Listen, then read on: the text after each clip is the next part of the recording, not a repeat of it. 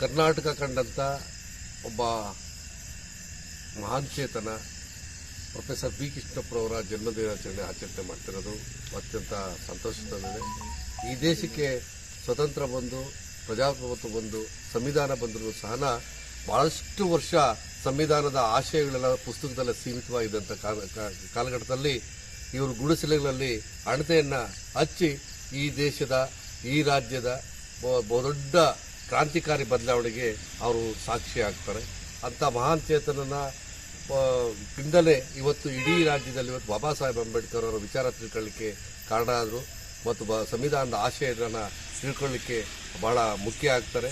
ಅವರ ಜೀವಿತಾವಧಿಯಲ್ಲಿ ಅನೇಕ ಕಾರ್ಯಕ್ರಮಗಳು ಅನೇಕ ಮೈಲುಗಳಿಗೂ ಸಹ ಅವರು ನಮಗೆ ಬಿಟ್ಟೋಗಿದ್ದಾರೆ. ಅವರ ಆದರ್ಶ ಮತ್ತು ಅನುಕರಣೀಯ ವಿಚಾರಗಳನ್ನು ಇವತ್ತು ನಾಡಿನಾದ್ಯಂತ ಎಲ್ಲರೂ ಸಹ ಅವರ ವಿಚಾರಗಳನ್ನು ಸ್ಮರಿಸ್ತಾ ಅವ್ರ ವಿಚಾರಗಳನ್ನು ತಿಳ್ಕಳಿಸ್ತಾ ಅವ್ರ ವಿಚಾರಗಳನ್ನು ಅನುಕರಿಸ್ತಾ ಜಯಂತ್ಯೋತ್ಸವನ ಆಚರಣೆ ಮಾಡ್ತಾ ಇದ್ದಾರೆ.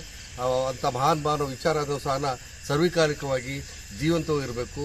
ಮುಂದಿನ ಸಮಾಜದ ಏಳಿಗೆಗೋಸ್ಕರ ಅವರ ವಿಚಾರಗಳ ಯುವಜನತೆ ಹೆಚ್ಚೆಚ್ಚು ಮೈಗೂಡಿಸ್ಕೋಬೇಕು ಅಂತಂದೇಳಿ ಈ ಸಂದರ್ಭದಲ್ಲಿ ನಾನು ಈ ನಾಡಿನ ಎಲ್ಲ ವರ್ಗದ ಜನತೆ ಹತ್ರ ವಿನಂತಿಯನ್ನು ಮಾಡ್ಕೊಳ್ತೇನೆ. ಪ್ರೊಫೆಸರ್ ಬಿ ಕೃಷ್ಣಪ್ಪನವರು ಕರ್ನಾಟಕದಲ್ಲಿ ದೇವದಾಸಿ ಪದ್ಧತಿ, ಮಲವರ್ವ ಪದ್ಧತಿ ಮತ್ತು ಸತ್ಯಸಾಮನ ಪದ್ಧತಿ ಅಂತ ಕೆಟ್ಟ ಪಿಡುಗುಗಳ ವಿರುದ್ಧ ದಾಸಂಶವನ್ನು ಕಟ್ಟಿ ಬೆಳೆಸಿ ಹೋರಾಟ ಮಾಡಿ ಪ್ರೊಫೆಸರ್ ಬಿ ಕೃಷ್ಣಪ್ಪನವರು ಕರ್ನಾಟಕದಲ್ಲಿ ಇಂಥ 1970ನೇ ಇಸ್ವಿನಲ್ಲಿ ದಲಿತ ಸಂಘರ್ಷ ಸಮಿತಿಯನ್ನು ಸ್ಥಾಪಿಸಿ ಅನಿಷ್ಟ ಪದ್ಧತಿಗಳು ಸಮಾಜದ ಅನಿಷ್ಟ ಪದ್ಧತಿಗಳ ವಿರುದ್ಧವಾಗಿ ಬಾಬಾ ಸಾಹೇಬರ ಅಂಬೇಡ್ಕರ್ ಹೋರಾಟದ ಮೂಲಕ ಬಾಬಾ ಸಾಹೇಬರನ್ನು ಪರಿಚಯ ಮಾಡಿಕೊಟ್ರು.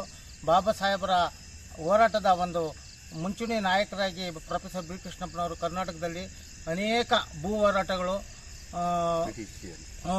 ಜೀತ ಪದ್ಧತಿ, ಪಿಟಿಷಿಯಲ್ಲು ಇಂಥ ಅನೇಕ ಹೋರಾಟಗಳನ್ನು ಮಾಡಿ ಗೆದ್ದು ನಮಗೆಲ್ಲ ಒಂದು ಉನ್ನತವಾದ ಒಂದು ಸ್ಥಾನಮಾನವನ್ನು ಕೊಟ್ಟು ಅವರು ಇವತ್ತು ನಮ್ಮ ಕರ್ನಾಟಕದ ಅಂಬೇಡ್ಕರ್ ಅಂತ ಹೆಸರಾಗಿದ್ದಾರೆ. ಅವರಿಗೆ ನಮ್ಮ ಈ ಕಾರ್ಯಕ್ರಮಕ್ಕೆ ಜಯಂತಿ ಕಾರ್ಯಕ್ರಮಕ್ಕೆ ನಮ್ಮ ಚಳವಳಿ ರಾಜಣ್ಣ ಅವರು ಬಂದು ಈ ಕಾರ್ಯಕ್ರಮವನ್ನು ನಡೆಸಿಕೊಟ್ಟದಕ್ಕೆ ಅವರಿಗೆ ನಮ್ಮ ಬಿ ಕೃಷ್ಣಪ್ಪರ ಗೆಳೆಯರ ಬಳಗದ ವತಿಯಿಂದ ತುಂಬ ಹೃದಯದ ಧನ್ಯವಾದಗಳನ್ನು ಅರ್ಪಿಸ್ತೇವೆ.